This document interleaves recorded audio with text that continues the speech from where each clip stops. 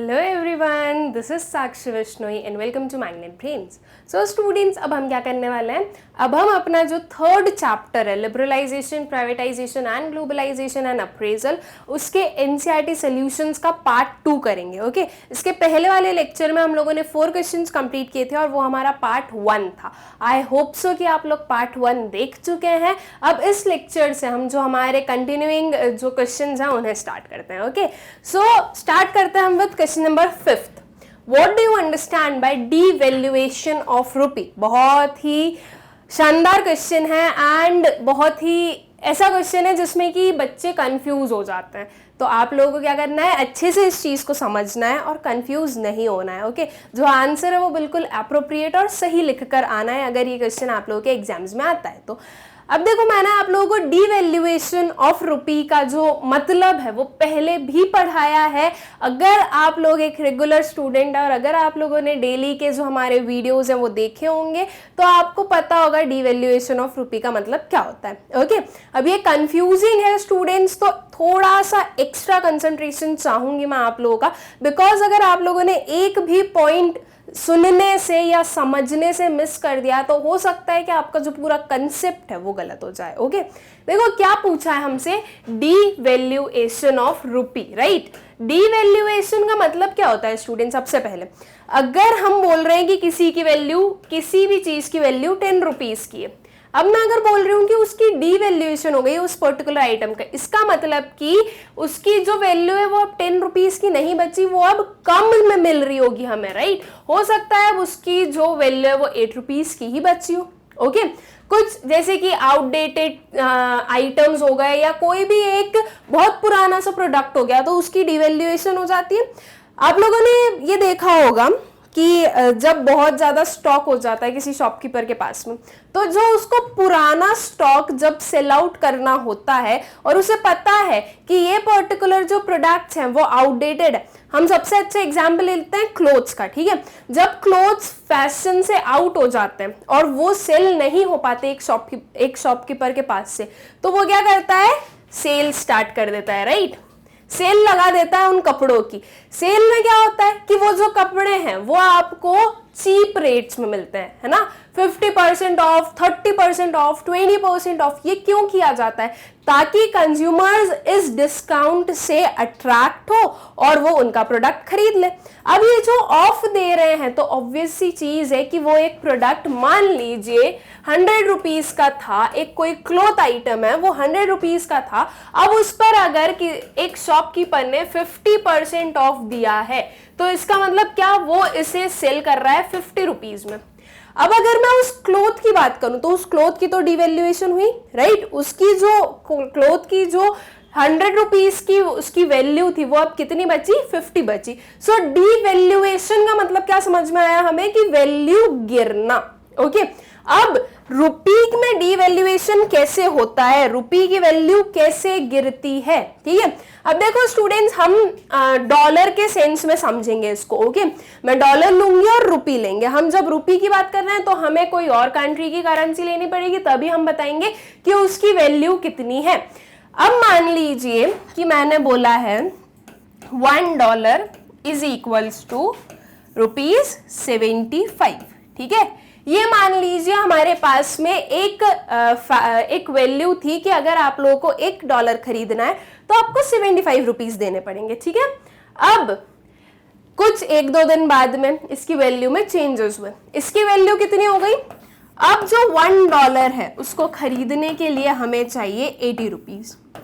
Okay ये value change हुई। अब अगर मैं रुपीज देखूं तो ये तो 75 से 80 चले गए, तो इसका मतलब क्या हो गया कि इसकी वैल्यू बढ़ रही है। ऐसा जनरल सेंस में यही तो एक कंफ्यूजिंग फैक्ट है कि ऐसा नहीं है, ये वैल्यू बढ़ नहीं रही है, ये वैल्यू कम हो रही है। ओके कैसे कम हो रही है वो मैं आप लोगों को समझाती हूँ, अच्छे से समझ में आ जाएगा। लेकिन एक चीज जरूर ध्यान रखना कि ये जो बढ़ती हुई वैल्यू दिखती है इसका मतलब ये नहीं है कि आपकी जो रुपी है उसकी वैल्यू इंक्रीज हो रही है, नहीं, ये डीवैल्यूएशन हो रहा है रुपी का। कैसे हो रहा है ये समझिए स्टूडेंट्स। पहले मैं इंडियन हूं तो मैं तो रुपीज में डील करूंगी, तो पहले अगर मुझे $1 खरीदना था तो मुझे सिर्फ और सिर्फ कितने रुपीज देने थे, 75 रुपीज देने थे, ठीक है। ये पहले की सिचुएशन थी, लेकिन आज की सिचुएशन में हमने क्या माना है कि ₹80 है मान लीजिए। ये फिगर्स सही नहीं है, ये सिर्फ मैंने आप लोगों को एग्जाम्पल देने के लिए और आप लोगों को समझाने के लिए कोई भी नंबर लिया है। ओके, अब पहले मैं सिर्फ और सिर्फ 75 रुपीज देती थी, तो मतलब कि अगर मुझे $2 खरीदने हैं तो मुझे कितने रुपीज का एक्सपेंडिचर इनकर करना पड़ेगा? 150 रुपीज का, राइट। 75 प्लस 75 कितना हो गया? 150 हो गया। तो अगर मुझे $2 खरीदने तो मुझे 150 रुपीज देने पड़ेंगे। लेकिन अब क्या हुआ? अब जो है 80 रुपीज हो गई है, आपकी जो डॉलर और रुपी का एक्सचेंज है उसमें आपको 80 रुपीज देने पड़ेंगे। तो अब मुझे पहले के कंपैरिजन में ज्यादा अमाउंट पे करना पड़ रहा है। अब अगर मान लीजिए कि मेरे पास में सिर्फ और सिर्फ 150 रुपीज ही अवेलेबल है, तो इस 150 रुपीज में मैं $2 नहीं खरीद सकती हूं जब डॉलर की वैल्यू 80 रुपीज की हो तब, राइट। अब अगर मुझे $2 खरीदने हैं तो मुझे उसके लिए क्या चाहिए होगा? 160 रुपीज की रिक्वायरमेंट होगी, लेकिन मेरे पास 160 रुपीज नहीं है तो मैं $2 नहीं खरीद सकती। अब मुझे 80 रुपीज में $1 खरीदना पड़ेगा और बाकी का जो अमाउंट है वो मैं अपने पास में सेव करके रख लूंगी। अब मुझे यहां से समझ में आया कि देखो, पहले मेरी जो रुपी थी वो 75 रुपीज में ट्रेड कर रही थी डॉलर के साथ में, लेकिन अब 80 रुपीज हो गई। मतलब कि आपकी जो रुपी की वैल्यू है वो गिरी है, राइट। तभी तो जो रुपी है वो सस्ता हुआ है। अब सस्ता कैसे हुआ है ये चीज हम समझते हैं। अब हम आते हैं डॉलर के टर्म्स में। पहले एक जो डॉलर यूएस है, उन्हें अगर रुपीस चाहिए हो, ओके, तो उन्हें $1 में 75 रुपीज मिल रहे थे, ठीक है। अब उन्हें $1 में कितना मिल रहा है? 80 रुपीज मिल रहा है। इसे हम एग्जाम्पल लेते हैं, गुड्स के एग्जाम्पल में लेते हैं। मान लीजिए कोई गुड है, उसकी प्राइस है 150 रुपीज की, ठीक है। एक गुड की प्राइस कितनी है? 150 रुपीज है। अब जब ये वाली सिस्टम थी कि $1 is equals to 75 rupees, okay, तो एक जो यूएस में जो भी हमारा गुड खरीद रहा है उसे $2 स्पेंड करने पड़ेंगे, तब जाकर उसको ये पर्टिकुलर प्रोडक्ट मिलेगा, ठीक। अब जब सिचुएशन चेंज हुई कि $1 कितने रुपीस का हो गया? 80 रुपीस का। तो अब अगर वो $2 स्पेंड करे तो $2 में कितना आ गया? 160 रुपीस। प्रोडक्ट कितने का है? 150 का। 10 रुपीज सेव हो गए उसके, ये 10 रुपीज वो आगे यूज कर सकता है और किसी चीज में, राइट। तो यहां पर भी हमें समझ में आया कि जो डॉलर के कंपैरिजन में हमारा जो रुपी है वो क्या हुआ है? सस्ता हुआ है, राइट। डॉलर के आइस से अगर हम देखें तो हमारा जो रुपी है वो क्या हुआ है? सस्ता हुआ है। इसका मतलब कि आपकी रुपी की वैल्यू डिक्रीज हुई है, तो इसे हम क्या बोलेंगे कि ये डीवैल्यूएशन है, ठीक। आई होप सो कि आप लोगों को डीवैल्यूएशन का मतलब अच्छे से समझ में आ गया होगा। और ऐसे फिगर्स आएंगे तो आप कंफ्यूज होकर कोई भी गलत आंसर नहीं लिखोगे, आप सही में सही आंसर लिखकर आओगे। आई होप सो कि आप लोगों को समझ में आ गया। अगर 75 से 80 गया तो इसको हम वैल्यूएशन नहीं बोलेंगे, इसको हम डीवैल्यूएशन बोलेंगे, ठीक है। साथ में ये भी देखना कि ये वाले जो नंबर्स हैं वो सेम है, नहीं तो पता चले यहाँ पर $1 लिखा हो, यहाँ पर $2 लिखा हो, तो वो भी चेंज हो जाए, ठीक है। तो इस चीज को आई होप सो कि आप लोग अच्छे से समझ चुके हैं ना। एग्जाम्पल के साथ में आप लोगों ने समझ तो लिया है, लेकिन इसे आपको लिखना कैसे ये भी तो हमें आना चाहिए। तो इसकी जो आपको किस वे में लिखना है और इसकी क्या डेफिनेशन होने वाली है वो हम देख लेते हैं। So devaluation of rupee refers to the fall in the value of rupee in terms of foreign currency, ठीक है। देखो क्या हो रहा है, जो रुपी की वैल्यू है उसमें हमें फॉल देखने को मिल रहा है, किसके टर्म्स में? फॉरेन करेंसी के टर्म्स में। मैंने आप लोगों को फॉरेन करेंसी कौन सी लेकर एग्जांपल दी? डॉलर, ठीक है। Specifically, it implies deliberate official lowering of the value of country's currency with respect to the foreign currency. अब ये जो डिवैल्यूएशन और ये है स्टूडेंट्स, ये दोनों चीजों से हो सकता है। एक तो डिमांड एंड सप्लाई से हो सकता है, एंड सेकेंड चीज गवर्नमेंट कर सकती है डिवैल्यूएशन ऑफ रुपी, ठीक है। गवर्नमेंट, आरबीआई, ये लोग सारी चीजों को स्टडी करके स्ट्रैटेजिकली ये एक पर्टिकुलर टर्म पर आ सकती है कि उन्हें उनकी रुपी की वैल्यू को डिक्रीज करना है।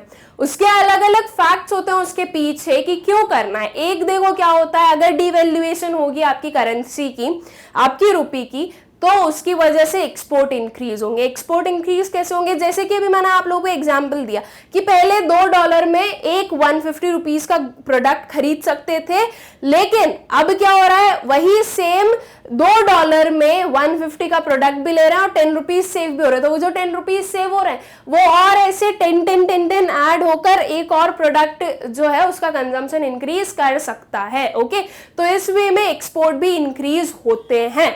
ओके, या फिर जो फॉरेन एक्सचेंज जो फॉरेन इन्वेस्टमेंट है वो इंक्रीज हो सकता है। बिकॉज अब क्या हो रहा है, अगर कोई अमेरिका वाला, हम लोगों ने डॉलर का एग्जाम्पल लिया तो हम वहीं से पूरा समझते हैं।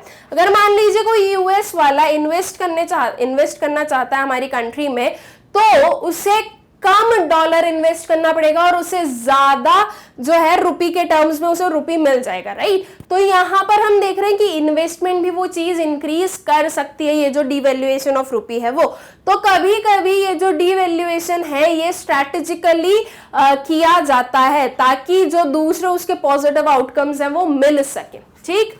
Devaluation prevails under the fixed exchange rate regime. This implies that value of rupee has fallen and the value of foreign currency has risen. It means that now after devaluation, $1 can be exchanged for more rupees, right? यही चीज मैंने आप लोगों को समझाई कि पहले $1 में कितना मिल रहा था, 75 रुपीज मिल रहे थे, लेकिन अब वही सेम जो $1 है उसमें ज्यादा अमाउंट ऑफ रुपी मिलेगा, 80 रुपीज मिल रहे थे, ठीक है। तो ये चीज होती है डिवैल्यूएशन में कि आप वही सेम जो फॉरेन करेंसी है उसमें आपको ज्यादा रुपी मिल जाते हैं। Okay, this encourages exports and discourages imports as the former is cheaper now for the foreign countries and the later is expensive for Indians, ठीक है।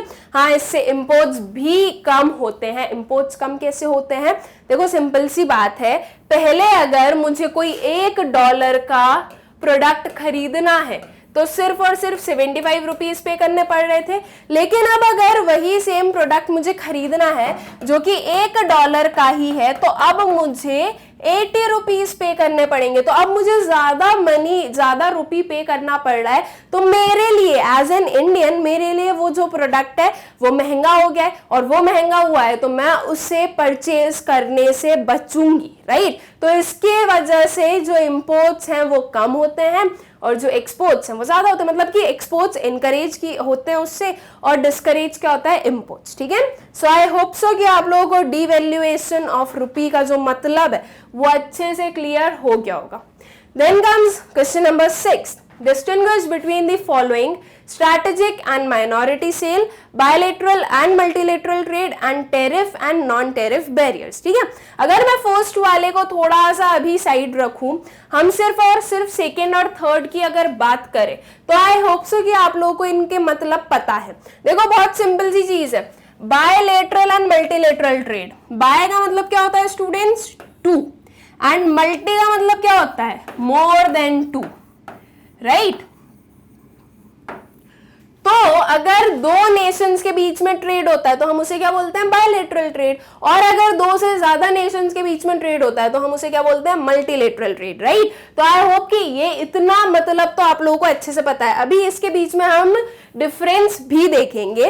देन ये जो हमारा आता है tariff and non tariff barriers, ये भी बहुत ईजी है। टैरिफ का मतलब क्या होता है, टैक्स, ठीक है, एंड नॉन टैरिफ क्या हो गया, नॉन टैक्स बैरियर्स। ये होगा हमारे टैक्स बैरियर्स और ये होगा हमारे नॉन टैक्स बैरियर्स, जैसे कि क्वांटिटेटिव रिस्ट्रिक्शंस वगैरह, कुछ भी लाइसेंसिंग वगैरह, तो वो आ जाते हैं हमारे नॉन टैरिफ बैरियर्स में। सो आई होप सो कि सेकेंड और थर्ड का ऊपर से आप लोगों को मतलब पता है और ऊपर से दोनों का डिफरेंस भी पता है।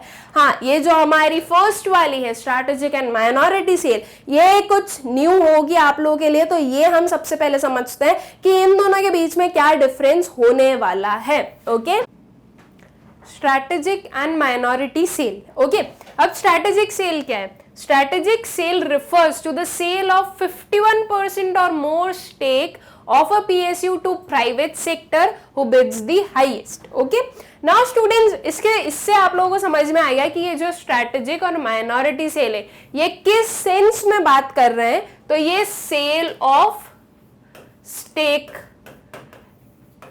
या शेयर्स बोल दीजिए, ठीक है, तो हम उनकी बात कर रहे हैं। अब अगर 51% या उससे ज्यादा शेयर जो हैं वो सेल किए जा रहे हैं तो उसे हम बोलते हैं स्ट्रैटेजिक सेल। ओके, अब अगर 51% आपका जो एक कंपनी में जो ओनरशिप है उसकी 51% अगर गवर्नमेंट सेल कर देती है प्राइवेट सेक्टर को या प्राइवेट किसी भी एक इन्वेस्टर को, तो उसका मतलब क्या हो रहा है कि वो जो पर्टिकुलर कंपनी है उसकी ओनरशिप चेंज हो गई है। क्यों? बिकॉज 51% या फिर उससे ज्यादा के जो शेयर्स हैं, उससे ज्यादा का जो स्टेक है वो सेल किया गया है, इसलिए जो ओनरशिप है वो चेंज हो जाएगी। अगर आप लोगों को ये पर्टिकुलर प्रोपोर्शन पता होगा 51% एंड 49% का, अगर ओनरशिप चेंज करनी है तो 51% जो शेयर होल्डिंग होती है वो सेल करना जरूरी हो जाता है। और अगर ओनरशिप चेंज नहीं करनी है, अगर गवर्नमेंट चाहती है कि वो जो पर्टिकुलर एंटरप्राइज है वो उन्हीं के ओनरशिप में वर्क करे, तो वो सिर्फ और सिर्फ 49% जो है वो सेल करेगी। ठीक है, यहाँ पर देखो मेजॉरिटी बन जाती है ना, 51% जो है वो 49 से ज्यादा हो गया, तो मेजॉरिटी अगर किसी 1% की हो गई या किसी भी इन्वेस्टर की हो गई तो वो ओनरशिप उसकी हो जाएगी। लेकिन 49% अगर हुई है तो ओनरशिप चेंज नहीं होती है। तो स्ट्रैटेजिक सेल में क्या याद रखना है कि 51% जो शेयर्स हैं वो सेल किए गए हैं। ओके, माइनॉरिटी सेल क्या हो गया? इसका अपोजिट हो जाएगा। यहां पर 51 था तो यहां पर 49 हो जाएगा। Minority sale refers to the sale of less than 49% stake of a PSU to private sector। यहाँ पर less than 49% या तो 49% या उससे less than जो है वो stake sale किए जाते हैं। फिर स्ट्रैटेजिक सेल की अगर हम बात करें तो इसमें the ownership of PSUs handed over to the private sector, बिल्कुल सही बात है, बिकॉज 51% के जो 51% शेयर्स जो है वो सेल हो गए, तो इसलिए जो ओनरशिप है वो भी चेंज हो जाएगी। वो PSU that is public sector undertaking से अब प्राइवेट अंडरटेकिंग में कन्वर्ट हो जाएगा। और वही अगर हम माइनॉरिटी सेल की बात करें तो यहां पर हम 49% की बात कर रहे हैं, तो 49% में ओनरशिप चेंज नहीं होती है। Okay, so the ownership of PSU still remains with the government as it holds 51% of stake. यहां पर मेजॉरिटी जो है वो गवर्नमेंट की रहती है, इसलिए ओनरशिप चेंज नहीं होता है। ओके, सो आई होप कि स्ट्रैटेजिक और माइनॉरिटी सेल का जो मतलब है और इनके बीच का जो डिफरेंस है वो आप लोगों को अच्छे से क्लियर हो गया होगा। बिल्कुल सिंपल सी बात है और बिल्कुल सिंपल से इसका कंसेप्ट है। माइनॉरिटी में याद रख लो कि ये ना 49% से कम की बात हम कर रहे हैं, और स्ट्रैटेजिक में याद रख लो कि हम 51% से ज्यादा की बात कर रहे हैं, 51 या फिर 51% से ज्यादा। ठीक है, सो आई होप कि ये जो हमारा फर्स्ट वाला डिफरेंस है आप लोगों को क्लियर हो गया होगा। फिर चलते हैं हम अपने सेकेंड वाले पे, that is bilateral and multilateral trade. जैसे कि हमें पता है बायलैटरल में क्या आएगा, दो कंट्रीज के बीच का ट्रेड, और मल्टीलैटरल में क्या आएगा, दो से ज्यादा कंपनीज के बीच का trade. Okay, so it is a trade agreement between two countries. किसके बीच में है? दो कंट्रीज के बीच में ट्रेड है। It is a trade agreement among more than two countries. ठीक है, यहां पर क्या हो रहा है, मोर देन टू कंट्रीज हो रहा है। जैसे कि बायलैटरल में हम एग्जांपल ले लो यूएस एंड इंडिया, और मल्टीलैटरल में एग्जांपल ले लो यूएस, इंडिया, जापान। ठीक है, तो यहां पर क्या हो गया कि ये मल्टीलैटरल है, और भी ऐड करते जाओ जैसे जैसे आपकी सहूलियत के हिसाब से और जैसे भी ट्रेड करना हो उसके अकॉर्डिंग। ठीक, it is an agreement that provides equal opportunities to both countries. अब यहाँ पर जो है इक्वल अपॉर्चुनिटी रहेगी दोनों कंट्री के बीच में, अब वो जो भी दो कंट्री के बीच में ट्रेड हो रहा हो।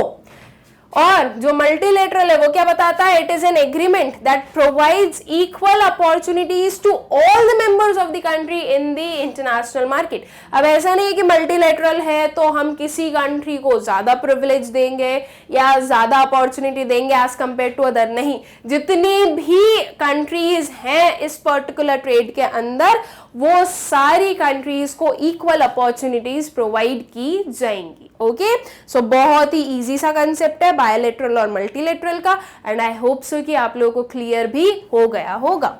फिर हमारा जो थर्ड वाला जो हमारा डिफरेंस था वो देख लेते हैं, that is tariff and non tariff barriers. अब टेरिफ बैरियर्स में क्या आएगा, टैक्स आ जाएगा। Okay, it refers to tax imposed on imports by the country to protect its domestic industries। क्या कर रहे हैं हम, टैक्स इम्पोज ऑन इम्पोर्ट्स। ये इम्पोर्ट्स वर्ड भी हमें ध्यान रखना है कि जब हम टेरिफ की बात करें, बैरियर की बात करें, ठीक है, तो हम ये बोल रहे हैं। तो जब टैक्स के थ्रू इम्पोर्ट्स को रोकने की कोशिश की जाती है तो हम उसे क्या बोलते हैं, टेरिफ बैरियर बोलते हैं। और इसके अपोजिट में क्या आ जाएगा, नॉन टेरिफ, कि टैक्स के अलावा दूसरे रेस्ट्रिक्शंस लगाए जा रहे हैं जिसके थ्रू जो इम्पोर्ट्स है उन्हें रोकने की कोशिश की जा रही हो, उन्हें रोकने का ट्राई किया जा रहा है, तो वो नॉन टेरिफ बैरियर्स में आ जाएगा।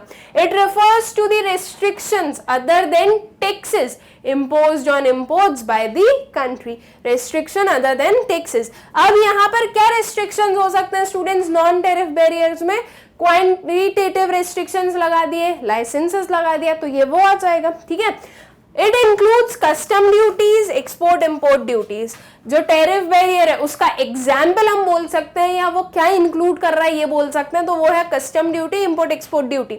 एक्सपोर्ट ड्यूटी वो पर्टिकुलर टैक्स होता है जो कि एक्सपोर्टेड गुड्स पर लगाया जाता है। इम्पोर्ट ड्यूटी वो पर्टिकुलर टैक्स होता है जो कि इम्पोर्टेड गुड्स पर लगाया जाता है। और कस्टम ड्यूटी वो पर्टिकुलर टैक्स होता है जो कि एक्सपोर्ट और इम्पोर्ट पर इम्पोज किया जाता है। ओके, नॉन टेरिफ बैरियर में क्या इंक्लूड हो गया, कोटाज एंड लाइसेंसेस। ये कोटाज होगा स्टूडेंट्स, ए नहीं, ई नहीं होगा, वो ए होगा।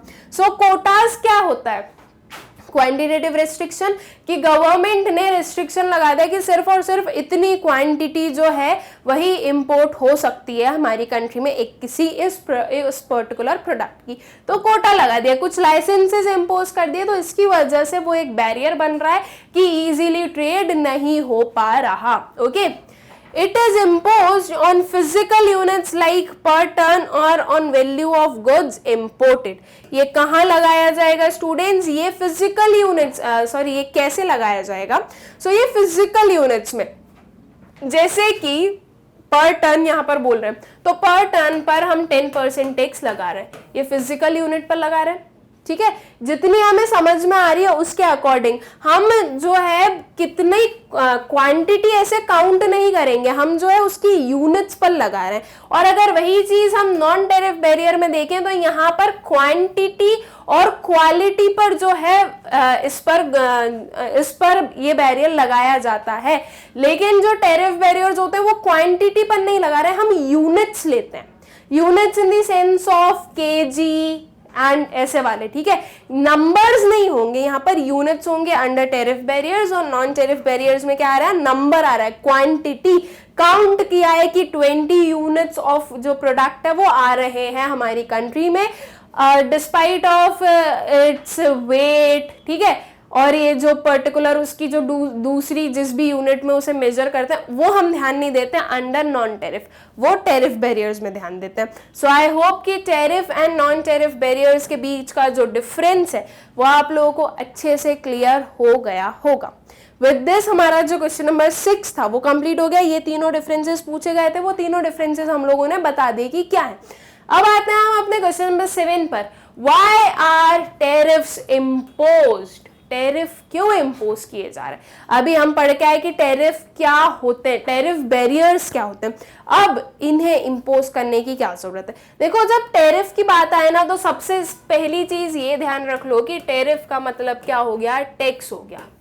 अब टैक्स क्यों इम्पोज किया जा रहा है, ये चीज हमसे क्वेश्चन में पूछी गई है।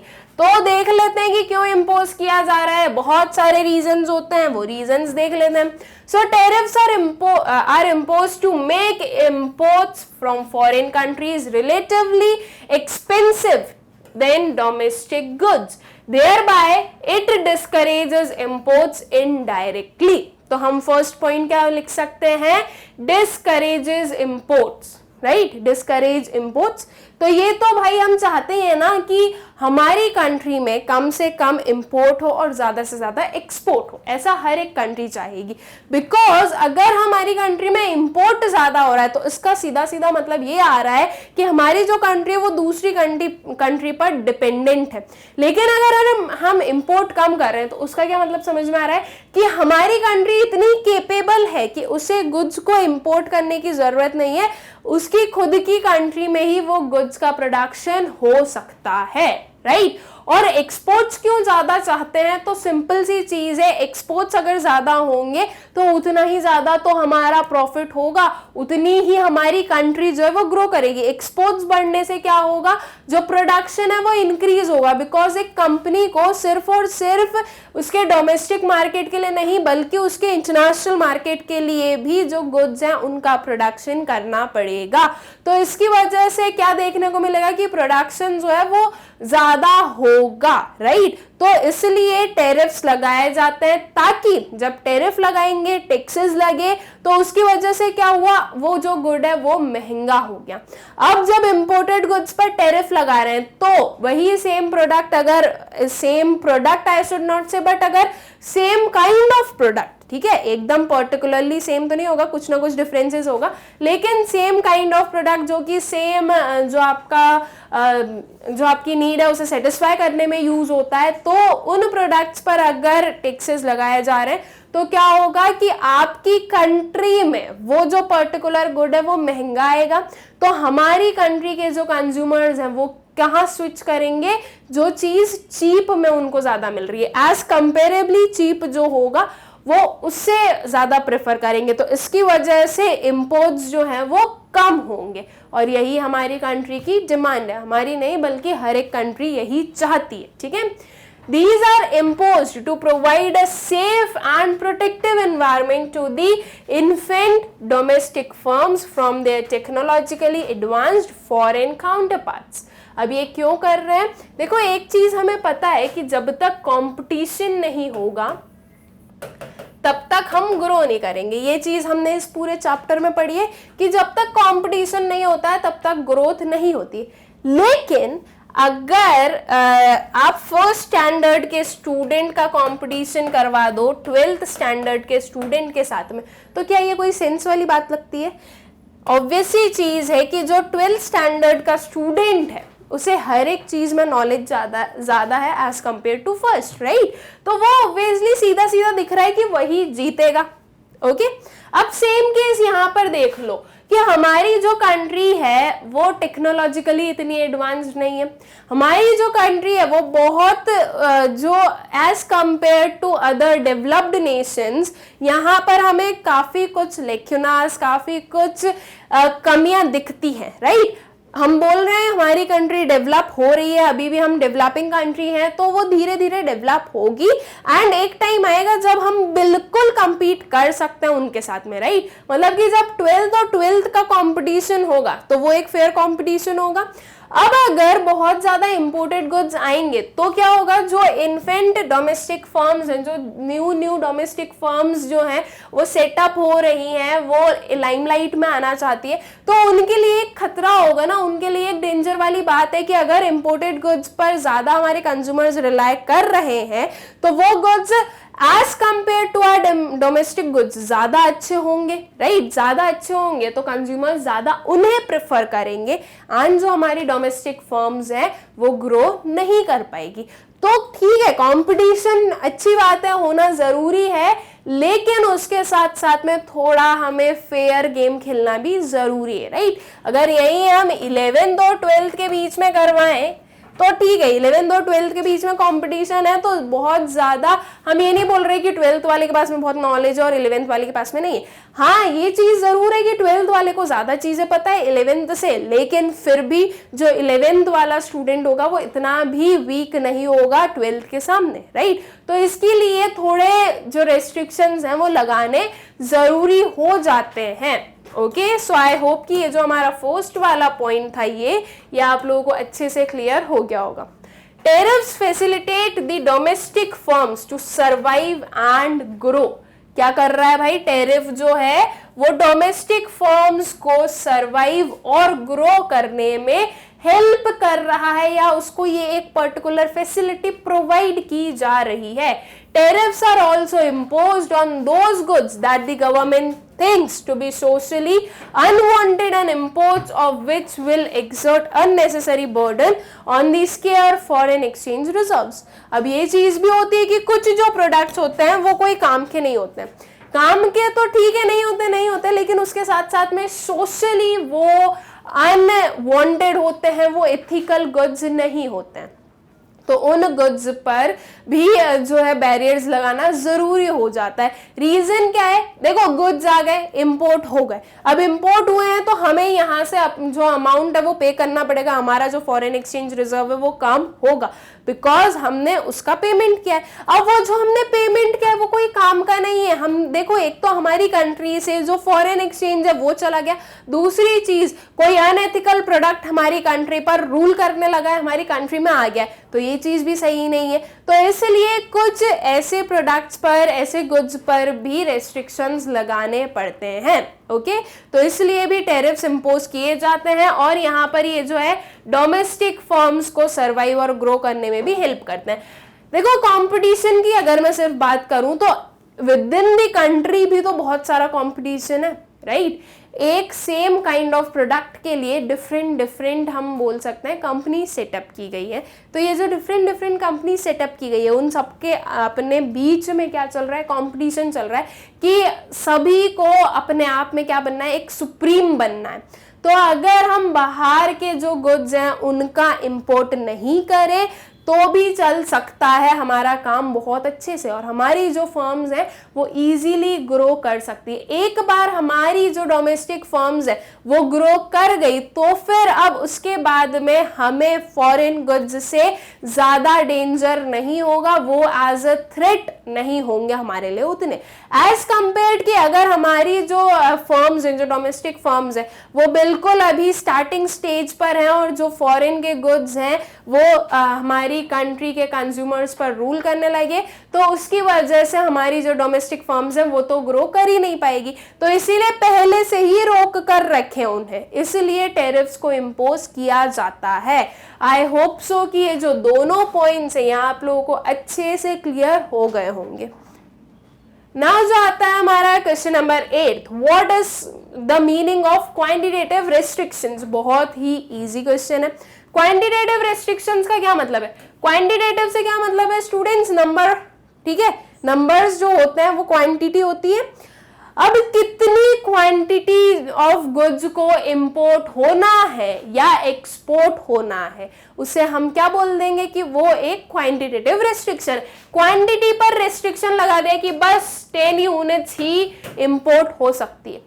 अब आप कुछ भी कर लीजिए, ये गवर्नमेंट का रूल है, ये गवर्नमेंट ने ये रूल बनाया है, तो 10 यूनिट से ज्यादा का जो है इंपोर्ट नहीं हो सकता, ठीक है। तो ये एक रिस्ट्रिक्शन लगाया। सेम जो आपका टैरिफ काम करता है वही सेम काम जो है ये क्वांटिटेटिव रेस्ट्रिक्शन भी करता है कि एक टाइम तक, ठीक है, इतने प्रोडक्ट्स जो हैं वो काफी है हमारी कंट्री के लिए, ऐसा हमारी गवर्नमेंट ने सोच लिया, तो उसके बाद में वो उस पर रेस्ट्रिक्शन लगा देगी कि इसने इतनी क्वांटिटी से ज्यादा क्वांटिटी के जो गुड्स हैं वो आपकी कंट्री में ट्रेड नहीं किए जा सकते हैं। ओके, सो सिंपल सा मतलब हो गया क्वांटिटेटिव रेस्ट्रिक्शन का, जो क्वांटिटी ऑफ गुड्स इंपोर्ट हो सकते हैं उन पर रेस्ट्रिक्शन लगाना, उन पर एक लिमिट लगाना, उसे हम क्वांटिटेटिव रेस्ट्रिक्शन बोलते हैं। So quantitative restrictions refer to the restrictions in the form of limits or quotas on the amount of commodities that can either be imported or exported. ठीक है, क्या हो गया ये? refers to the restriction in the form of limit. Limit लगा दी कि बस इतनी लिमिट तक ही आप जो है कोई भी एक कमोडिटी को एक्सपोर्ट या इंपोर्ट कर सकते हो. ठीक है. QRs usually on imports refer to non-tariff measures are imposed to discourage imports of foreign goods and to reduce balance of payment deficit. जो अभी हम टैरिफ में पढ़कर आए हैं स्टूडेंट्स, वही सेम चीज जो है आप क्वांटिटेटिव रेस्ट्रिक्शंस में भी लिख सकते हैं. बस क्या करना है, ये जो फर्स्ट वाला हमारा पॉइंट है, जो मतलब उसका मीनिंग की जो डेफिनेशन है उसे चेंज कर देना है, बाकी कुछ भी नहीं है. सो जो आपके क्वांटिटेटिव रेस्ट्रिक्शंस हैं वो भी क्यों इम्पोज किए जाते हैं? इंपोर्ट्स को डिस्करेज करने के लिए. ओके, इंपोर्ट्स पर एक लिमिट लगाने के लिए कि इससे ज्यादा अब नहीं. The imposition of QRs provides impetus to the domestic firm to survive, grow and expand in a protective and lesser competitive environment. Okay, वही सेम देखो, सब कुछ सेम चल रहा है, तो इसका मतलब हम ये समझ सकते हैं कि जो टैरिफ और नॉन टैरिफ बैरियर्स हैं उनका बस मीनिंग चेंज है, बाकी दोनों का जो काम है वो क्या है? सेम है. तो अगर आपको टैरिफ बैरियर के बारे में पता है और आपको नॉन टैरिफ बैरियर के बारे में नहीं पता कि उसका क्या काम है, वो क्या करता है, और अगर आप लोगों से एग्जाम में पूछ लिया कि नॉन टैरिफ बैरियर्स क्या होते हैं और उनका क्या काम है, तो उनका क्या काम है वो आप इजीली बता सकते हो, बिकॉज आपको टैरिफ का पता है. ओके, बस आपको क्या करना है, कहीं पर भी अगर टैरिफ यूज हुआ होगा तो वहां पर आप लोगों को उस वर्ड को चेंज कर देना है, और कुछ नहीं है. बाकी दोनों का जो काम है वो बिल्कुल सेम है, कोई भी डिफरेंस नहीं है उनमें. ये इसीलिए इम्पोज किए जाते हैं ताकि आपकी जो डोमेस्टिक फर्म्स हैं उन्हें प्रोटेक्ट किया जा सके, उन्हें ग्रो करने के लिए एक चांस मिल सके. ओके, सो आई होप कि ये जो क्वांटिटेटिव रिस्ट्रिक्शंस है इसका मतलब आप लोगों को अच्छे से क्लियर हो गया होगा. फिर आता है question number 9. Those public sector undertakings which are making profits should be privatized. Should you agree with this view? Why?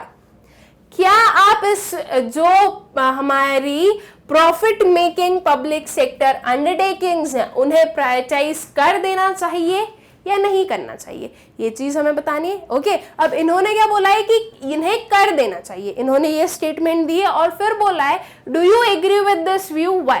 तो अगर आपका व्यू है कि इन्हें प्राइवेटाइज कर देना चाहिए तो आपको लिखना है कि क्यों. अगर आप बोल रहे हो कि आप इससे डिसएग्री कर रहे हो तो आपको बताना है क्यों. ठीक है, ये जो क्यों है, ये जो वाई है, इसे इग्नोर नहीं करना है. सिर्फ यस नो में आंसर मत लिख के आना, आपको 0 मार्क्स मिलेंगे. ठीक है, इस वाई का ये जो पूरा ये क्वेश्चन है ये किसके अराउंड है? वाई के अराउंड. तो देखो सिंपल सी चीज है, जो नॉन प्रॉफिट जो प्रॉफिट नहीं अर्न कर रही है ऐसी फर्म्स को, ऐसी पब्लिक सेक्टर अंडरटेकिंग्स तो प्राइवेटाइज करनी ही चाहिए, बिकॉज जो गवर्नमेंट है वो लॉस में जा रही है. लेकिन अगर कोई प्राइवेट सेक्टर अंडरटेकिंग है जो कि काफी प्रॉफिट अर्न कर रही है तो उसे प्राइवेटाइज करने की नीड है क्या? नहीं है, राइट. वो अपनी फंक्शनिंग अगर अच्छे से चला पा रही है तो उसमें कोई भी प्रॉब्लम नहीं है. ओके, सो आई होप कि आप लोगों को इसका जो मतलब है वो समझ में आया होगा. As efficient and profit earning PSU is a revenue generator for the government. देखो कितना प्रॉपर वे में आप लोगों को आंसर लिखना है वो समझो. क्या है कि अगर एक एफिशिएंट और प्रॉफिट अर्निंग PSU है तो वो गवर्नमेंट के लिए क्या है स्टूडेंट्स? वो गवर्नमेंट के लिए एक रेवेन्यू जनरेटर है, और गवर्नमेंट को रेवेन्यू की रिक्वायरमेंट होगी ही, बिकॉज गवर्नमेंट के जो एक्सपेंडिचर्स होते हैं वो हाई होते हैं. तो इन एक्सपेंडिचर्स को इनकर करने के लिए उन्हें किस चीज की रिक्वायरमेंट है? रेवेन्यू की. रेवेन्यू का मतलब इनकम, राइट. तो उन्हें इनकम की रिक्वायरमेंट है. तो अगर उनकी कोई एक फर्म है जो कि अच्छे से प्रॉफिट जनरेट कर रही है, मतलब कि रेवेन्यू जनरेट कर रही है, तो उससे प्राइवेटाइज करने की जरूरत नहीं है. ये एक बहुत ही इंपॉर्टेंट पॉइंट है. ओके, इसे तो आप अच्छे से आपके माइंड में फिट कर लीजिए. But if a PSU is an inefficient and loss-making one, then the same PSU exerts unnecessary burden on the government's scarce revenues and further may lead to budget deficit. अब अगर यही first line के opposite में मैं बात करूं कि एक पीएसयू है जो कि इनएफिशिएंट और लॉस मेकिंग है, तो वो एक बर्डन होगी गवर्नमेंट के ऊपर, बिल्कुल होगी। ये गवर्नमेंट जिनके एक्सपेंसेस ऑलरेडी हाई होते हैं, उनकी एक जो फर्म है वो क्या है, लॉस मेकिंग फर्म है। अब ये लॉस मेकिंग है तो यहां से भी एक्सपेंसेस क्या हो गए, हाई हो गए। मतलब कि ये जो उनकी अंडरटेकिंग है वो उन्हें रेवेन्यू जनरेट कर नहीं दे रही है, इंस्पाइट वो ये एक्सपेंडिचर ही इनकर कर रही है। तो ये एक्सपेंडिचर इसमें एड ऑन होकर इसको और ज्यादा हाई बना दिया है।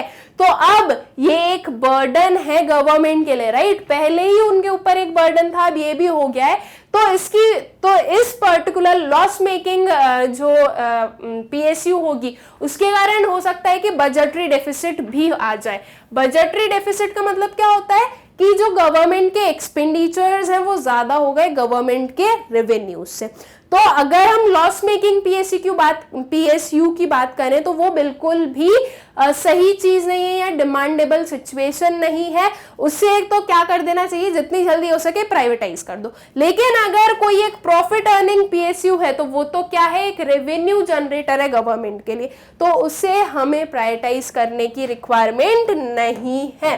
Okay, the loss-making PSUs should be privatized, whereas it would not be fair to privatize a profit-making PSU. ठीक, privatizing a PSU may lead to concentration of monopoly power in the private hands. Okay. Further, some of the PSUs like water, railways, etc. enhance the welfare of nation and is meant to general public at a very nominal cost. अब ऐसी PSUs भी होती हैं जो कि social welfare के लिए ज्यादा जरूरी होती है। अगर वो प्राइवेटाइज कर दी गई तो वो जो जनरल पब्लिक है उनके लिए वो एक लॉस हो जाएगा। तो कभी कभी अगर कोई पीएसयू लॉस में भी जा रही है तो भी गवर्नमेंट जो है उसे प्राइवेटाइज नहीं कर सकती है बिकॉज ऑफ सोशल वेलफेयर। ठीक है, तो जो हमारा क्वेश्चन था उसका सीधा सीधा मतलब ये हुआ है कि yes we disagree with the statement. ठीक है, देखो स्टेटमेंट क्या थी कि जो प्रॉफिट मेकिंग अंडरटेकिंग है वो प्राइवेटाइज कर देनी चाहिए, तो हम इस स्टेटमेंट से एग्री नहीं करते हैं। रीजन क्या था, ये जो एक पॉइंट है ये सबसे बड़ा रीजन था, अ revenue generator for the government, ये तो आपको लिखना ही है। इसके बाद में आप थोड़ी स्टोरी अपने मन से भी ऐड कर सकते हो। ओके, सो आई होप कि ये जो क्वेश्चन है ये आप लोगों को क्लियर हो गया होगा। अभी वही कंटिन्यू हम करते हैं। Privatization of such important PSUs will lead to loss of welfare of poor people। ठीक है, वो जो हमने लास्ट वाला पॉइंट देखा वही, उसको अगर हम प्राइवेटाइज कर देंगे तो वो लॉस किसके लिए हो जाएगा, जनरल पीपल के लिए। Hence, only less important PSUs should be privatized while leaving the core and important PSUs to be owned by public sector। बहुत ही सिंपल सी चीज है जो मैंने अभी आप लोगों को बोली कि जो बेसिक चीजें हैं जो बहुत ही नेसेसरी हमारे जो नेसेसरी कोर बिजनेसेस हैं उन्हें तो गवर्नमेंट को ही अंडरटेक करना जरूरी हो जाता है।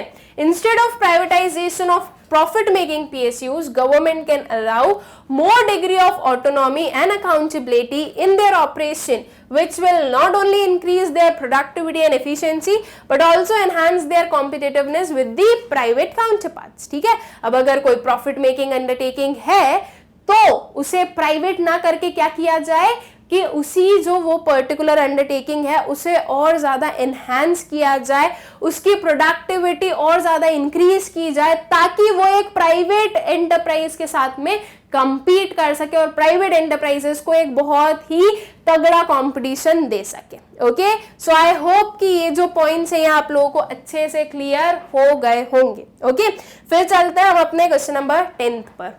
Do you think outsourcing is good for India? Why are developed countries opposing it? Outsourcing हम लोगों ने पढ़ा, outsourcing का मतलब क्या है कि एक कोई कंपनी जो होती है वो अपने लोगों को काम ना देके किसी थर्ड पार्टी को हायर कर उनसे काम करवाती है, राइट। वो उसे हम आउटसोर्सिंग बोलते हैं। आउटसोर्सिंग हम लोगों ने समझा था कि ये एक ग्लोबलाइजेशन का एक आउटकम है, राइट। ग्लोबलाइजेशन के कारण आउटसोर्सिंग हुआ था। आउटसोर्सिंग जो है उसमें ये भी हम लोगों ने समझा कि इंडिया जो है वो मोस्ट प्रिफर्ड नेशन है सारी डेवलप्ड नेशंस का as a source for outsourcing, right. तो क्या आउटसोर्सिंग इंडिया के लिए सही है, ये चीज हमें बताना है। अब हो सकता है ना कि नहीं भी हो सही, तो है या नहीं है ये चीज समझाना है, और अगर सही है तो क्यों है। ये सिर्फ हमें येस और नो में आंसर नहीं देना है। अब हम एक ऐसे स्टैंडर्ड में पहुंच चुके हैं कि हम येस नो वाले आंसर से कुछ नहीं मिलेगा हमें। येस अगर आप बोल रहे हो तो उससे पूरा आपको एक्सप्लेन करना है, पूरा आपको क्लेरिफाई करना है, जस्टिफाई करवाना है कि आपने येस बोला है तो उसके ये पॉइंट्स हैं, इसलिए आप येस बोल रहे हो। अगर आप नो बोल रहे हो तो बताना है कि आप नो क्यों बोल रहे हो, ठीक है। तो आपका कभी भी कोई से भी सब्जेक्ट में कोई सा भी आपका ये क्वेश्चन हो, ऐसा क्वेश्चन हो यस नो वाले, तो कभी भी यस नो नहीं लिख के आना, सिर्फ और सिर्फ उसके साथ में उसे पूरा जो है आपको एक्सप्लेन भी करना है, ठीक है। तो चलिए बताते हैं कि आउटसोर्सिंग जो है वो इंडिया के लिए गुड है या नहीं है। So yes, outsourcing is good for India. The following points suggest that outsourcing is good for India. क्या है फर्स्ट वाला, एम्प्लॉयमेंट। आउटसोर्सिंग से क्या हुआ, एम्प्लॉयमेंट मिली, बिल्कुल मिली। देखो जो लोग हैं उन्हें हायर करना पड़ा ना, तभी तो जो किसी भी एक कंपनी का काम है वो हो सकता है, तो एम्प्लॉयमेंट मिली है। तो एम्प्लॉयमेंट ऑब्वियसली चीज है कि हम चाहते हैं कि हमारी जो कंट्री है उसमें ज्यादा से ज्यादा लोग क्या हो, एम्प्लॉयड हो, तो ये उसका एक पॉजिटिव आउटकम है। For a developing country like India, employment generation is an important objective and outsourcing proves to be a boon for creating more important opportunities. It leads to generation of newer and higher paying jobs. Students एक homework है आप लोगों के लिए, okay. ये खुद की आपकी जो रिसर्च है उसे बढ़ाओ, थोड़ा थोड़ा आप लोग भी इस वर्ल्ड को पहचानो। आप क्या करना, अभी तो आप लोग 12th स्टैंडर्ड में हो, आफ्टर योर ग्रेजुएशन आप लोगों को समझ में आ ही जाएगा कि जो आउटसोर्सिंग है वो बहुत ज्यादा एम्प्लॉयमेंट प्रोवाइड करती है, लेकिन हम पूरा हमारा ग्रेजुएशन तक का वेट ही क्यों करना है, हमें आफ्टर 12th देखना है। आप लोग चेक कीजिएगा कि आफ्टर 12th आप लोगों को कौन कौन सी जॉब्स मिल सकती है, ओके। गूगल करना, बढ़िया मस्त देखना कि क्या क्या जॉब्स आप लोगों के लिए अवेलेबल है। अब उसमें आप लोग चेक करोगे तो आप लोगों को एक चीज दिखेगी कि बहुत सारी आउटसोर्सिंग फर्म्स होंगी। अब आउटसोर्सिंग फर्म्स होंगी तो वो डायरेक्टली ये नहीं बोलते कि हम आउटसोर्सिंग फर्म है या कुछ भी, लेकिन काम वो करवाती हैं वैसा। अब उसमें आप लोगों को ये जो बीपीओज है, कॉल सेंटर्स है, इसमें जॉब्स इजीली मिल जाती है। इजीली इन द सेंस ऐसे मिलते हैं कि आपकी कम्युनिकेशन स्किल अच्छी होनी चाहिए। एंड कम्युनिकेशन स्किल तो हम लोग पूरा जब अगर एक प्रॉपर वे में पढ़ाई करते हुए आ रहे हैं और अगर इंग्लिश मीडियम में ही पढ़े हैं तो कम्युनिकेशन स्किल अगर आप लोग उतने अटेंटिव हो क्लास में, उतने हाँ आप बोल सकते हैं कि पार्टिसिपेटिव हो, तो आपकी अच्छी ही होती है, तो वो जॉब्स मिलती है। देन उसके बाद में आप लोग चेक करना ये जो बीपीओ वगैरह है, फिर एक और ट्राई करना।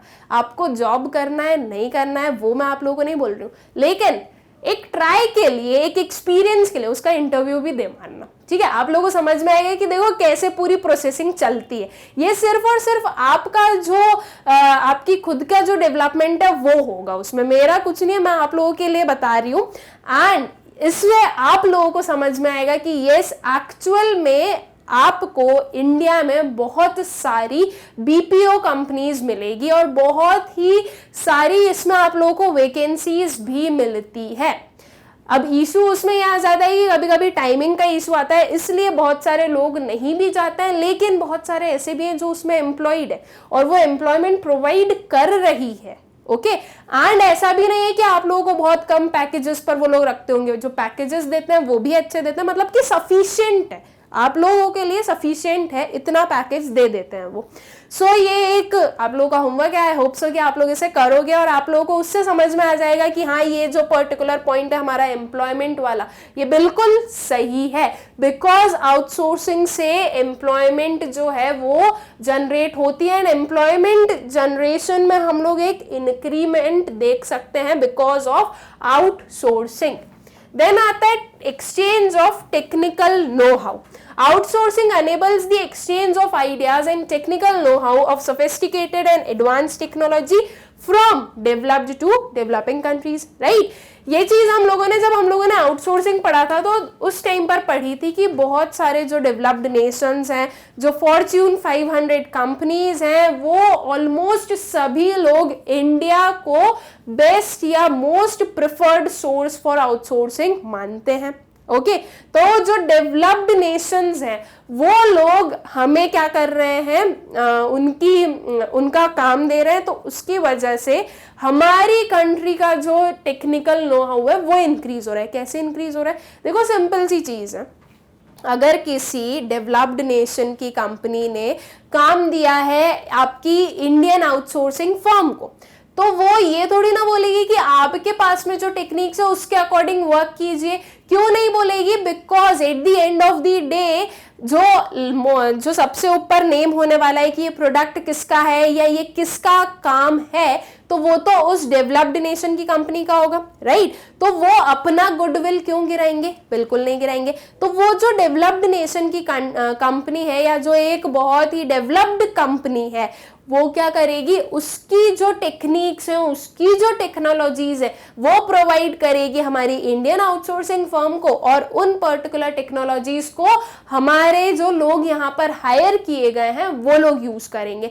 तो इससे टेक्निकल नो हाउ जो है वो इंक्रीज हुआ, न्यू टेक्नोलॉजीज के बारे में पता चला, जो हम एक सोफिस्टिकेटेड टेक्नोलॉजी में जी रहे थे वो एनहांस हुआ, हम लोग और ज्यादा एडवांस टेक्नोलॉजी की साइड चलते गए, राइट? तो डेवलप्ड नेशन से डेवलपिंग नेशंस तक जो टेक्निकल नो हाउ है वो एक्सचेंज किया जा सकता है, राइट? तो ये भी एक अच्छी चीज है इंडिया के लिए कि हमारी इंडिया को न्यू टेक्नोलॉजीज मिलते जा रही है।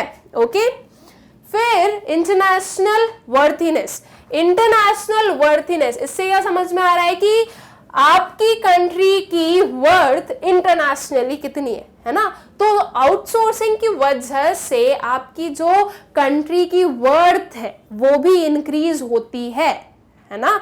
अब देखो वर्थ इंक्रीज है मतलब कि एक इंडिया ने बहुत अच्छा उसका नाम बना के रखा है आउटसोर्सिंग में, तो इसी वजह से जो बहुत सारी बिग फर्म्स, जो बहुत ही डेवलप्ड फर्म्स हैं, जो बहुत ही डेवलप्ड नेशंस हैं, जो फॉर्च्यून 500 कंपनीज हैं, वो लोग किससे प्रेफर करती है? इंडिया को प्रेफर करती है। क्यों? बिकॉज उन्हें लगता है, उन्हें समझ में आता है कि इंडियंस को अगर हमने ये काम दिया तो वो अच्छे से कर देंगे हमें, राइट? कहीं पर भी कोई भी शिकायत का मौका नहीं मिलेगा। तो देखो इंडिया ने उसकी वर्थ बनाई है, तब जाकर सब लोग इंडिया पर रिलाय कर रहे हैं, तब जाकर इंडिया मोस्ट प्रिफर्ड नेशन बना है आउटसोर्सिंग का।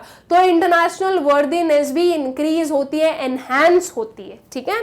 So outsourcing to India also enhances India's international worthiness, credibility. This increase the inflow of investment to India. ठीक है?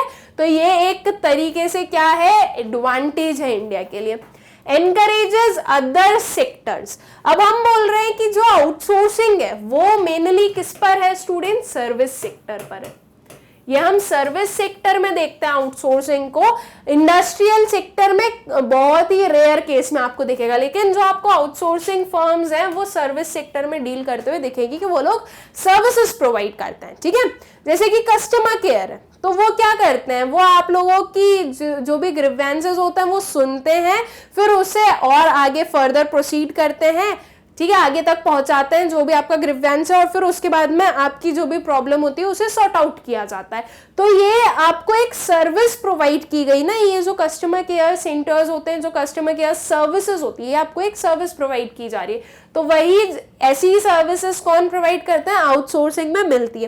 तो सिर्फ और सिर्फ आपका सर्विस सेक्टर एनहांस नहीं होगा, बल्कि इसकी वजह से आपके दूसरे सेक्टर्स भी एनहांस होंगे। जैसे कि देखो आपकी आउटसोर्सिंग से क्या मिला, आपको न्यू टेक्नोलॉजी मिली, तो वो जो टेक्नोलॉजी है वो आपके इंडस्ट्रियल सेक्टर में भी तो यूज हो सकती है, और हो सकता है कि कहीं ना कहीं आपका एग्रीकल्चर सेक्टर जो है वो भी एनहांस होने लगे इससे। तो ये जो आउटसोर्सिंग है ये दूसरे सेक्टर्स में भी ग्रोथ एनकरेज करती है। Okay, outsourcing not only benefits the service sector but also affects other related sectors like industrial and agriculture sector through various backward and forward linkages. ठीक है, अब कहीं ना कहीं ये चीज है कि एग्रीकल्चर सेक्टर जो है वो इंडस्ट्रियल सेक्टर से रिलेटेड होता है, लिंक्ड होता है। ओके, कैसे होता है, अब अगर कोई इंडस्ट्रियल सेक्टर है, मतलब कि कोई एक एंटरप्राइज है जिसका काम है खाने के प्रोडक्ट बनाना, तो खाने के प्रोडक्ट बनाने के लिए जो रॉ मटेरियल लगेगा वो तो एग्रीकल्चर से ही आएगा, राइट। तो यहाँ पर हम लिंकेजेस देख सकते हैं। तो ऐसे ही कुछ ना कुछ जहां पर भी लिंकेजेस होते हैं तो वहां से क्या होता है कि एक सेक्टर की वजह से दूसरा सेक्टर भी ग्रो करने लगता है। Contributes to human capital formation. Outsourcing helps in development and formation of human capital by training, imparting them with advanced skills, thereby increasing their future scope and their suitability for higher ranked job. क्या आया है यहाँ पर, human capital formation. Students, इस पर आप लोगों का एक पूरा चैप्टर है, चैप्टर नंबर 5 जो है हमारा इसी पर्टिकुलर बुक का, वो डील करता है ह्यूमन कैपिटल फॉर्मेशन से। ठीक है, तो हम लोग बहुत अच्छे से ह्यूमन कैपिटल फॉर्मेशन को पढ़ने वाले हैं, लेकिन ऐसा नहीं है कि हम तब पढ़ेंगे तो हम अभी इसका मतलब नहीं समझेंगे, इतना वेट भी सही नहीं होता है। ह्यूमन कैपिटल फॉर्मेशन का तो मतलब हम समझ ही लेते हैं। देखो, कैपिटल जो होता है उससे हम क्या समझते हैं कि आज हम इस पर इन्वेस्ट कर रहे हैं, इन फ्यूचर ये हमें क्या देगा, रिटर्न्स प्रोवाइड करेगा। ठीक है, अब अगर मैं बात करूं ह्यूमन कैपिटल की, तो अगर ह्यूमन पर हम कोई इन्वेस्टमेंट कर रहे हैं तो इन फ्यूचर क्या होगा, वो हमें रिटर्न प्रोवाइड करेगा।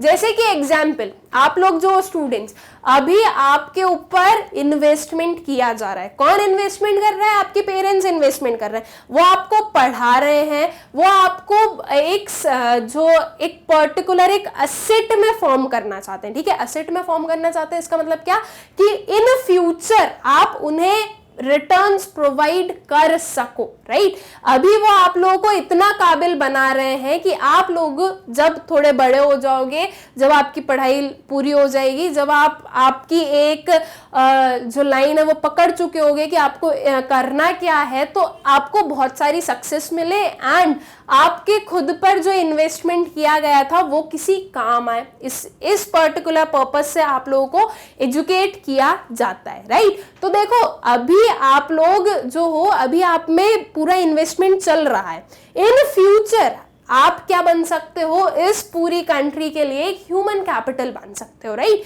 कि आप जो हो सिर्फ और सिर्फ आपके लिए तो आप प्रॉफिट अर्न कर ही रहे हो, लेकिन अल्टीमेटली उससे ये जो कंट्री है उसमें जो है उसकी ग्रोथ हमें दिखेगी और उसके प्रॉफिट में वो ऐड होता है। ठीक, तो ह्यूमन कैपिटल फॉर्मेशन से क्या मतलब समझ में आता है कि अगर हम किसी एक ह्यूमन को कुछ सिखा रहे हैं, एक ह्यूमन में, एक लिविंग बीइंग में, एक ह्यूमन बीइंग में अगर हम कोई भी इन्वेस्टमेंट कर रहे हैं, तो वो इन फ्यूचर ये चीज एज एन रिटर्न हमें मिलेगी। ओके, तो अगर कोई भी एक नेशन आउटसोर्सिंग जो कर रहा है, ठीक है, तो यहाँ पर आउटसोर्सिंग से क्या हो रहा है भाई, ट्रेनिंग भी प्रोवाइड की जाएगी, डिफरेंट जो एडवांस टेक्नोलॉजीज है उनसे कैसे डील करना है वो भी सिखाया जाएगा, जो डिफरेंट स्किल्स हैं वो सिखाई जाएंगी। तो इसकी वजह से क्या हुआ, एक जो रॉ ह्यूमन बीइंग था वो किस में कन्वर्ट हो गया, एक एडवांस्ड और एक बहुत ही अच्छे टेक्निकल नो हाउ और उसके साथ में आई शुड से एक स्किलफुल ह्यूमन बीइंग में चेंज हो गया। तो अब जो स्किलफुल ह्यूमन बीइंग है उसकी वैल्यू ज्यादा है ना as compare to raw human being, right. तो ये एक वैल्यू एडिशन करता है एक आपके जो कंट्री के लोग हैं उनमें। तो इन फ्यूचर क्या हो, ताकि वो ही जो लोग हैं वो एज एन असेट बनकर आ सके आपकी कंट्री के लिए, ठीक है। तो जो आउटसोर्सिंग है वो ह्यूमन कैपिटल फॉर्मेशन में भी कंट्रीब्यूट करता है, बिकॉज जो सारी ये ट्रेनिंग्स वगैरह प्रोवाइड की जाएगी तो उसकी वजह से लोगों का जो फ्यूचर स्कोप है वो बढ़ेगा और उन्हें काफी अच्छी जॉब्स भी मिल सकती है, ठीक है। सो ये भी इसका क्या है, एक एडवांटेज है आउटसोर्सिंग का। Then better standard of living and eradication of poverty. ये कैसे होगा भाई, सिंपल सी चीज है। सबसे पहला वाला हम लोगों ने क्या पॉइंट पढ़ा, एम्प्लॉयमेंट। जब लोगों को एम्प्लॉयमेंट मिलेगी तो पॉवर्टी तो कम होनी है। ऐसे बहुत सारे लोग हैं जो लोग एम्प्लॉयड नहीं है, जो लोग पुअर हैं, ओके, वो उनके पास में स्किल्स हैं फिर भी वो एम्प्लॉयड नहीं है। ऐसा भी होता है कि जो पुअर है उनके पास में स्किल्स है फिर भी एम्प्लॉयड नहीं है। तो अगर उन्हें एम्प्लॉयमेंट दे दी जाए तो पॉवर्टी कम होने में हेल्प तो कर रहा है। आपकी कंट्री में जो अनएम्प्लॉयमेंट बहुत ज्यादा बढ़ा हुआ है, अगर वहां पर आप एम्प्लॉयमेंट लेकर आओगे तो पॉवर्टी तो कम होगी ही साथ में जो स्टैंडर्ड ऑफ लिविंग है वो भी बढ़ेगा। जब लोगों को पैसे मिलेंगे तो उनकी जो स्टैंडर्ड ऑफ लिविंग है वो बढ़ेगा, right? So by creating more and more higher paying jobs, outsourcing improves the standard and quality of living of people in the developing country. It also helps in reducing poverty. ठीक, so I hope कि ये जो employment है इससे हम पूरा connect कर इस वाले point को लिख सकते हैं। Greater infrastructure investment, ये भी एक अच्छी चीज होगी आउटसोर्सिंग की वजह से कि इंफ्रास्ट्रक्चरल इन्वेस्टमेंट हमें देखने को मिलेगा। Outsourcing to India requires better quality infrastructure. This leads to modernisation of the economy and larger investment by the government to develop quality infrastructure and develop quality human capital. अब अगर कोई भी एक काम हायर किया गया है तो वो ऐसा तो है नहीं कि कहीं पर भी खुले में कर लीजिए। अच्छा, एक ग्राउंड है, ग्राउंड में चेयर और टेबल लगा देते हैं, आपके पीसीज प्रोवाइड कर देते हैं, यहाँ पर काम हो जाएगा, क्या ऐसा होगा? नहीं। अगर एक आउटसोर्सिंग फर्म है तो उसे एक इंफ्रास्ट्रक्चर भी चाहिए होगा, एक प्रॉपर इंफ्रास्ट्रक्चर चाहिए होगा। तो देखो क्या हुआ, इंफ्रास्ट्रक्चर पर भी इन्वेस्टमेंट बढ़ा कि अब जो कंपनीज हैं वो इंफ्रास्ट्रक्चर को भी ध्यान रखेगी और इंफ्रास्ट्रक्चर को भी डेवलप करेगी। साथ ही साथ में गवर्नमेंट भी जो है वो इंफ्रास्ट्रक्चर डेवलप करने में हेल्प करती है जहां पर उन्हें लगता है वहां पर। तो अब क्या हुआ, इसकी वजह से हम अपनी कंट्री में क्या देख रहे हैं, मॉडर्नाइजेशन देख रहे हैं, हम अपनी कंट्री में डेवलपमेंट देख रहे हैं। तो ये हमारी कंट्री के लिए क्या हुआ, एक पॉजिटिव आउटकम हुआ। ठीक, तो ये कुछ हम पॉइंट्स लिख सकते हैं कि आउटसोर्सिंग गुड क्यों है इंडिया के लिए। आई होप सो कि आप लोगों को अच्छे से क्लियर हो गए होंगे ये सारे। विद दिस स्टूडेंट्स हम लोगों ने अपना जो एनसीईआरटी सॉल्यूशंस का पार्ट 2 है वो कंप्लीट कर लिया। इसमें हम लोगों ने अपने 10th क्वेश्चन तक कंप्लीट किया है। सो दैट मीन्स कि अब जो हमारा पार्ट 3 होगा उसमें हम अपना 11th क्वेश्चन से स्टार्ट करेंगे। ठीक है, जो आपका पार्ट 3 होगा वो लास्ट पार्ट होगा आपके इस चैप्टर के एनसीईआरटी सॉल्यूशंस का। आई होप सो कि आप लोगों को सारे ये जो एनसीईआरटी सॉल्यूशंस है ये अच्छे से क्लियर है, starting with your previous video that is part 1 के साथ में। ओके, आई होप कि आप लोगों को सब कुछ अच्छे समझ में आ गया होगा। मिलते हैं अपने नेक्स्ट लेक्चर में with our part 3। Thank you.